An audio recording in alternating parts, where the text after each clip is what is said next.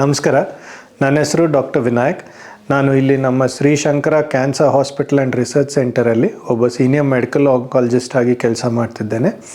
ಇವತ್ತಿನ ಈ ಒಂದು ವಿಡಿಯೋ ಬಂದ್ಬಿಟ್ಟು ಕ್ಯಾನ್ಸರ್ ಟ್ರೀಟ್ಮೆಂಟ್ ಇನ್ ಜನರಲ್ ಬಗ್ಗೆ. ತುಂಬ ಜನರಿಗೆ ಕ್ಯಾನ್ಸರ್ ಟ್ರೀಟ್ಮೆಂಟ್ ಅಂದ್ರೇ ಒಂಥರ ಭಯ. ಹಲವಾರು ಟ್ರೀಟ್ಮೆಂಟ್ಗಳಿವೆ ಇವಾಗ. ಸೊ ಯಾವ ಥರ ಟ್ರೀಟ್ ಮಾಡ್ತೀವಿ ಆ್ಯಂಡ್ ಡಿಫ್ರೆಂಟ್ ಮೊಡ್ಯಾಲಿಟೀಸ್ ಆಫ್ ಟ್ರೀಟ್ಮೆಂಟ್ ಏನಿವೆ ಆ್ಯಂಡ್ ಅದರದ್ದು ಇವಾಗ ಸಾಕಷ್ಟು ಅಡ್ವಾನ್ಸಸ್ ಆಗ್ತಾನೆ ಇರುತ್ತೆ. ದಿನೇ ದಿನೇ ಒಂದು ಹೊಸ ಮೆಡಿಸಿನ್ ಬರುತ್ತೆ, ಸಾಕಷ್ಟು ಡೆವಲಪ್ಮೆಂಟ್ಸ್ ಆಗ್ತವೆ ಕ್ಯಾನ್ಸರ್ ರಿಸರ್ಚು ಮತ್ತು ಕ್ಯಾನ್ಸರ್ ಟ್ರೀಟ್ಮೆಂಟ್ಸಲ್ಲಿ. ಅದ್ರ ಬಗ್ಗೆ ಒಂದಿಷ್ಟು ಬ್ರೀಫಾಗಿ ನಿಮಗೆ ಹೇಳ್ತೀನಿ. ಸೊ ಬ್ರಾಡಾಗಿ ಓವರಾಲ್ ಹೇಳಬೇಕಂದ್ರೆ ಕ್ಯಾನ್ಸರ್ ಟ್ರೀಟ್ಮೆಂಟಲ್ಲಿ ಸರ್ಜರಿ ಒಂದು ಕಾಂಪೊನೆಂಟ್, ಅದಲ್ಲದೆ ಮತ್ತು ರೇಡಿಯೇಷನ್ ಥೆರಪಿ ಅಂತ ಮಾಡ್ತೀವಿ and then chemotherapy.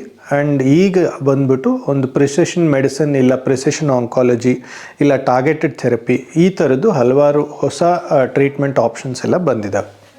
So surgery ಮೇಯ್ನಾಗಿ ಯಾವಾಗ ಮಾಡ್ತೀವಿ ಅಂದರೆ, ಒಂದು ಕ್ಯಾನ್ಸರ್, ಯಾವುದೇ ಕ್ಯಾನ್ಸರ್ ಆಗಿರಲಿ, ಒಂದು ಅರ್ಲಿ ಸ್ಟೇಜ್ ಒಂದೇ ಒಂದು ಜಾಗದಲ್ಲಿ ಕ್ಯಾನ್ಸರ್ ಇದೆ ಅಂತಂದರೆ ಸೊ ಅದನ್ನು ಸರ್ಜಿಕಲಾಗಿ ರಿಸೆಕ್ಟ್ ಮಾಡೋದು, ಅಂದರೆ ಸರ್ಜಿಕಲಿ ಅದನ್ನು ತೆಗೆದುಬಿಟ್ರೆ ಅದು it will B the best option ನಮಗೆ. ಸೊ ಏನಾಗುತ್ತೆ, ಯೂಶ್ವಲಿ ಸರ್ಜರಿ ಮಾಡಿ ತೆಗಿಬೇಕಾದ್ರೆ ಕ್ಯಾನ್ಸರ್ ಅಲ್ಲದೆ ಅದ್ರ ಸುತ್ತೂರು ಒಂದು ಮಾರ್ಜಿನ್ ತೊಗೊಂಡ್ಬಿಟ್ಟು ತೆಗಿತಾರೆ.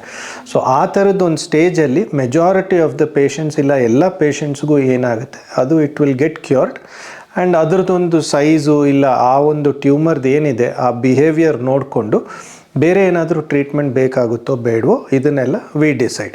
ಸೊ ಸರ್ಜರಿ ಬಂದ್ಬಿಟ್ಟು ಮೇನ್ಲಿ ಅರ್ಲಿ ಸ್ಟೇಜ್ ಕ್ಯಾನ್ಸರ್ಸಲ್ಲಿ it is one main modality of treatment.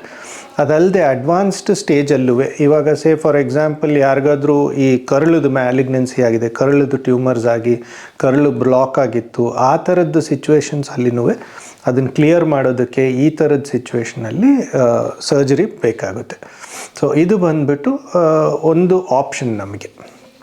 And second, ನಾನು ಹೇಳ್ದಂಗೆ depending on the stage, type of tumour, ಅದರದ್ದು ಬಯಾಲಜಿ ಏನು, ಇದೆಲ್ಲನೂ ನೋಡಿ we decide whether to give chemotherapy ಕೊಡೋದು ಇಲ್ಲ ರೇಡಿಯೇಷನ್ನು, ಈ ಥರದ್ದೆಲ್ಲ ಬೇಕಾಗುತ್ತೆ.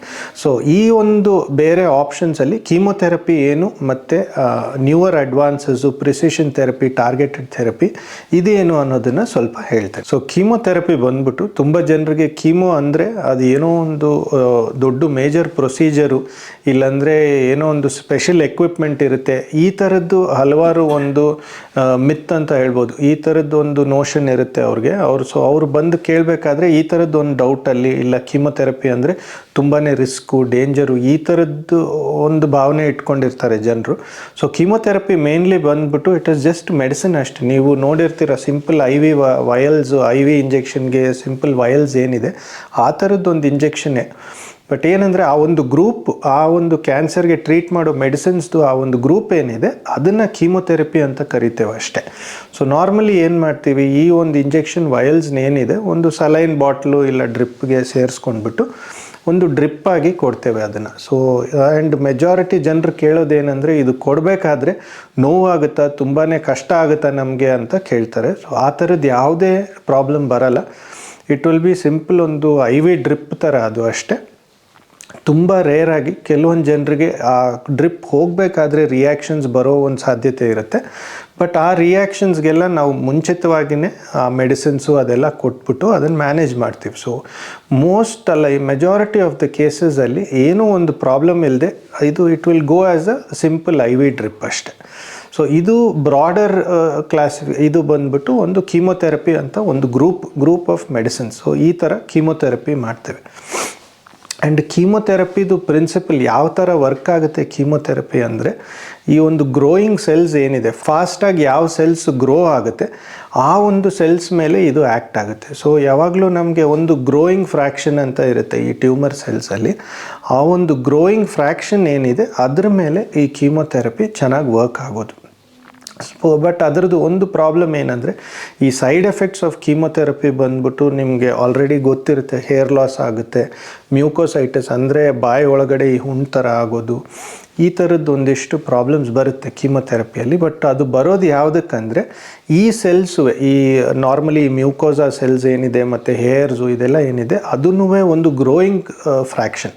ಸೊ ಹಾಗಾಗಿ ಕೀಮೊಥೆರಪಿಯಲ್ಲಿ ಕೆಲವೊಂದು ಎಫೆಕ್ಟ್ ಕ್ಯಾನ್ಸರ್ ಸೆಲ್ಸಲ್ಲಿ ಬರೋದಲ್ಲದೆ ಈ ನಾರ್ಮಲ್ ಸೆಲ್ಸುವೆ ಒಂದು ಸ್ವಲ್ಪ ಸೈಡ್ ಎಫೆಕ್ಟಾಗಿ ಕಾಣಿಸ್ಕೊಳ್ಳುತ್ತೆ. But majority of the side ಎಫೆಕ್ಟ್ಸ್ನಲ್ಲೆಲ್ಲ ನಾವು ಟ್ರೀಟ್ ಮಾಡ್ತೀವಿ. ಅದು it is temporary side effect, ಅದೇನು ಪರ್ಮನೆಂಟ್ ಸೈಡ್ ಎಫೆಕ್ಟಾಗಿ ಕಾಣಿಸ್ಕೊಳ್ಳಲ್ಲ. ಆ್ಯಂಡ್ ಮೋಸ್ಟ್ ಟೈಮ್ಸಲ್ಲಿ ಇಟ್ ಈಸ್ ಮ್ಯಾನೇಜಬಲ್. ಸೊ ಯಾವುದೇ ಒಂದು ಆ ಥರದ್ದು ಮೇಜರ್ ರಿಸ್ಕು, ನೋವಾಗೋದು, ಈ ಥರದ್ದು ಪ್ರಾಬ್ಲಮ್ಸ್ ಕಾಣಿಸಲ್ಲ. ಸೊ ಇದು ಬಂದ್ಬಿಟ್ಟು ಸಿಂಪಲ್ಲಾಗಿ ಒಂದು brief overview of chemotherapy. So next ಬಂದ್ಬಿಟ್ಟು ಈ ನ್ಯೂವರ್ ಅಡ್ವಾನ್ಸಸಲ್ಲಿ ನಮಗೆ ಇವಾಗ ಇಮ್ಯುನೊಥೆರಪಿ ಅಂತ ಒಂದು ಆಪ್ಷನ್ ಇದೆ. ಇಮ್ಯುನೊಥೆರಪಿನೂ ಬಂದ್ಬಿಟ್ಟು ಒಂದು ಕ್ಲಾಸ್ ಆಫ್ ಡ್ರಗ್ಸ್ ಅದು. ಸೊ ಅದನ್ನೂ ಒಂದು IV medicine, IV drip ಥರನೇ ಕೊಡೋವಂಥ ಒಂದು ಮೆಡಿಸಿನ್ ಅದು. ಏನು ಮಾಡುತ್ತೆ, ಈ ಬಾಡಿದು ಇವಾಗ ಪೇಷಂಟ್ದು ಓನ್ ಇಮ್ಯೂನ್ ಸಿಸ್ಟಮ್ ಏನಿದೆ, ಆ ಇಮ್ಯೂನ್ ಸಿಸ್ಟಮ್ನ ಟಾರ್ಗೆಟೆಡ್ ಇದು ಥರ ಏನು ಈ ಕ್ಯಾನ್ಸರ್ ಸೆಲ್ಸ್ ಏನಿದೆ ಅದನ್ನು ಸ್ಪೆಸಿಫಿಕ್ಕಾಗಿ ಇಮ್ಯೂನ್ ಸಿಸ್ಟಮೇ ಟಾರ್ಗೆಟ್ ಮಾಡೋ ಥರ ಮಾಡುತ್ತೆ.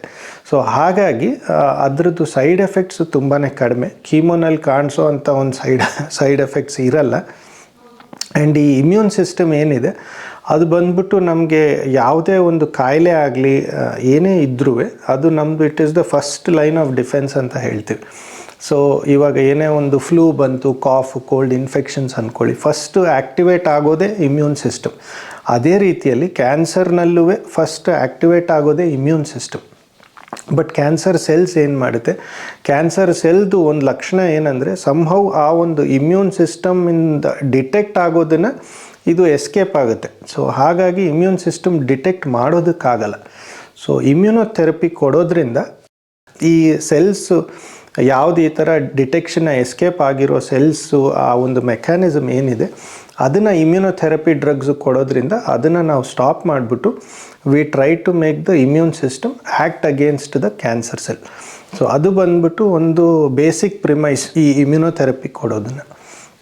ಸೊ ಹಾಗಾಗಿ ಯೂಶ್ವಲಿ ಇಮ್ಯುನೊಥೆರಪಿ ಏನಿದೆ ಕೀಮೊಥೆರಪಿ ಜೊತೆಯಲ್ಲೇ ಕೊಡೋದು. ಸೊ ಇಟ್ ಗಿವ್ಸ್ ಒಂದು additional benefit and side effects ಏನೂ ಆ್ಯಡ್ ಆಗಲ್ಲ. ಸೊ ಇವಾಗ ಇಮ್ಯುನೊಥೆರಪಿನ ಕೀಮೊಥೆರಪಿ ಜೊತೆಯಲ್ಲಿ ಕೊಟ್ಟರೆ ಅಷ್ಟು ಜಾಸ್ತಿ ಸೈಡ್ ಎಫೆಕ್ಟ್ಸ್ ಬರುತ್ತೆ, ಇಷ್ಟೊಂದು ಮೆಡಿಸಿನ್ಸು ಆ ಥರ ಏನೂ ಆಗಲ್ಲ.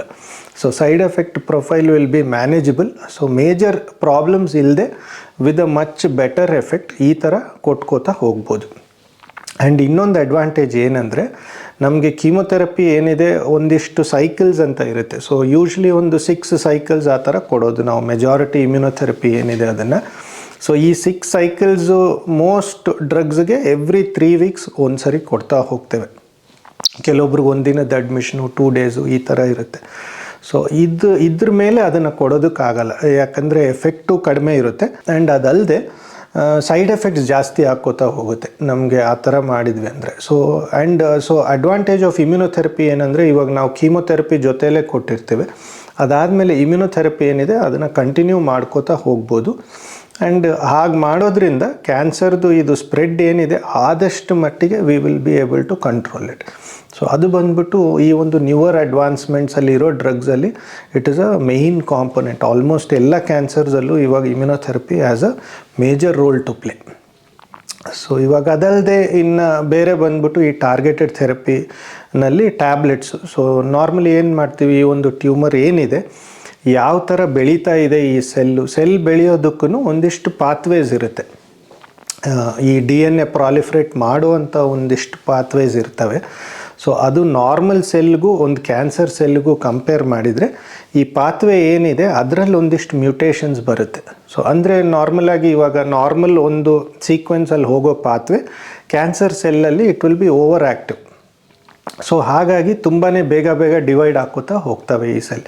ಸೊ ಆ ಥರದ್ದು ಏನಾದರೂ ಒಂದು ಮ್ಯೂಟೇಷನ್ ಕಂಡು ಬಂದರೆ ಆ ಮ್ಯೂಟೇಷನ್ಗೆ ತಕ್ಕಂಗೆ ಆ ಮ್ಯೂಟೇಷನ್ನ ಸ್ಟಾಪ್ ಮಾಡೋದಕ್ಕಾಗಲಿ ಇಲ್ಲ ಅದನ್ನು ಸರಿ ಮಾಡೋದಕ್ಕಾಗಲಿ ಈ ಒಂದಿಷ್ಟು ಟ್ಯಾಬ್ಲೆಟ್ಸ್ ಇರುತ್ತೆ. ಸೊ ಆ ಟ್ಯಾಬ್ಲೆಟ್ಸ್ ಈ ಥರ ಫೈಂಡ್ ಔಟ್ ಮಾಡಿ ಆ ಟ್ಯಾಬ್ಲೆಟ್ಸ್ ಆಗಲಿ ಇಲ್ಲ ಇಂಜೆಕ್ಷನ್ಸ್ ಆಗಲಿ ಕೊಡೋದನ್ನು ಒಂದು ಟಾರ್ಗೆಟೆಡ್ ಥೆರಪಿ ಅಂತ it is a new field ನಮಗೆ ಆಂಕಾಲಜಿಯಲ್ಲಿ. ಸೊ ಈ ನಡುವೆ ಆಲ್ಮೋಸ್ಟ್ ಎಲ್ಲ ಕ್ಯಾನ್ಸರ್ಸ್ಗೂ ವಿ ಪ್ರಿಫರ್ ಟು ಸಿ ಅದರದ್ದು ಮಾಲಿಕ್ಯುಲರ್ ಬಯಾಲಜಿ. ಆ ಥರದ್ದು ಮ್ಯೂಟೇಷನ್ಸ್ ಇದೆಯೇನೋ ಇಲ್ಲ ಏನಾದರೂ ಪ್ರಾಬ್ಲಮ್ಸ್ ಇದ್ದಾವೆ DNA ಅಲ್ಲಿ ಕ್ರೋಮೋಸೋಮ್ಸಲ್ಲಿ ಇದನ್ನೆಲ್ಲ ನೋಡಿಬಿಟ್ಟು ಅದಕ್ಕೆ ತಕ್ಕಂಗೆ ಟ್ರೀಟ್ ಮಾಡೋದು. ಇದು ಬಂದುಬಿಟ್ಟು ಇಟ್ ಇಸ್ ಪ್ರಿಸಿಷನ್ ಆಂಕಾಲಜಿ ಅಂತ ಒಂದು ಸಬ್ಸೆಟ್ ಇವಾಗ. ಸೊ ಈ ಥರದ್ದು ಈ ಟಾರ್ಗೆಟೆಡ್ ಥೆರಪಿ ಇಲ್ಲ ಟಾರ್ಗೆಟ್ ಏನಾದರೂ ಇದೇನೋ ಆ ಥರ ಕಂಡುಹಿಡಿಯೋದ್ರಿಂದ ಈ ಕ್ಯಾನ್ಸರ್ದು ಇವಾಗ ಟ್ರೀಟ್ಮೆಂಟ್ ಏನಿದೆ ತುಂಬಾ ಇಟ್ ಹ್ಯಾಸ್ ಪ್ರೋಗ್ರೆಸ್ಡ್. ಸೊ ನಾವು ಮುಂಚೆ ಎಲ್ಲ ಈ ಅಡ್ವಾನ್ಸ್ಡ್ ಕ್ಯಾನ್ಸರ್ಸ್ಗೆ ಕೀಮೊಥೆರಪಿಯೇ ಆದರೆ ನಾನು ಹೇಳ್ದಂಗೆ we have to stop at a certain point. So ಒಂದಿಷ್ಟು ಸೈಕಲ್ಸ್ ಕೊಟ್ಟು ನಿಲ್ಲಿಸ್ಬಿಡ್ತಾ ಇದ್ವಿ. ಸೊ ಆ್ಯಂಡ್ ಅದಾದಮೇಲೆ ಏನು ಟ್ರೀಟ್ಮೆಂಟ್ ಇರ್ತಾ ಇರಲಿಲ್ಲ ಜನರಿಗೆ.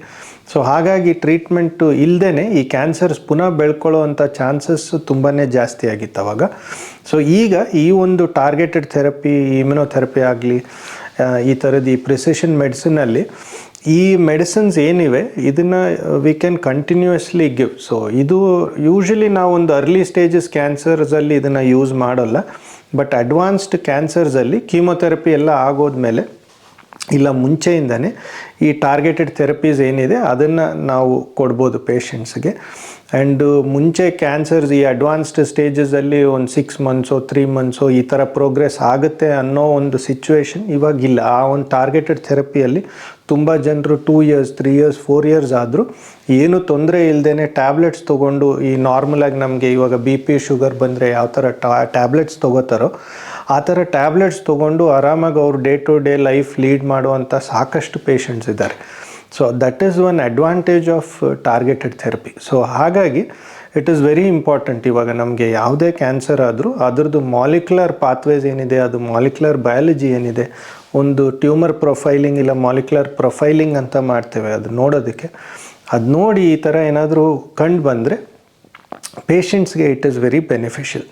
ಸೊ ಇದು ಆ್ಯಂಡ್ ಈ ಥರದ್ದು targeted therapy there is so much of advancement. Every day ನಮ್ಗೆ ಏನೋ ಒಂದು ಟಾರ್ಗೆಟೆಡ್ ಥೆರಪಿದು ಯಾವುದೋ ಒಂದು ಅಪ್ಡೇಟ್ ಬರ್ತಾ ಇರುತ್ತೆ, ಯಾವುದೋ ಒಂದು ನ್ಯೂವರ್ ಟಾರ್ಗೆಟ್ಸ್ ಕಂಡುಹಿಡಿತಾನೆ ಇರ್ತಾರೆ. ಸೊ ಹಾಗಾಗಿ ಇವಾಗ ಟ್ರೀಟ್ಮೆಂಟ್ ಇಲ್ಲ ಅನ್ನೋ ಒಂದು ಸಿಚುವೇಶನ್ ಕ್ಯಾನ್ಸರ್ಸಲ್ಲಿ ಭಾಳ ಕಡಿಮೆ.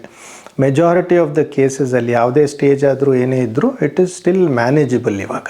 ಸೊ ಈ ಒಂದು ವಿಡಿಯೋಲ್ಲಿ ನಿಮಗೆ ಒಂದಿಷ್ಟು ಬ್ರೀಫಾಗಿ ಒಂದು ಸ್ವಲ್ಪ ಮಾಹಿತಿ ತಲುಪಿದೆ ಅನ್ಕೋತೀನಿ. ಈ ಒಂದು ಕೀಮೊಥೆರಪಿ ಏನು, targeted therapy and newer advancements ಏನು ಅಂತ.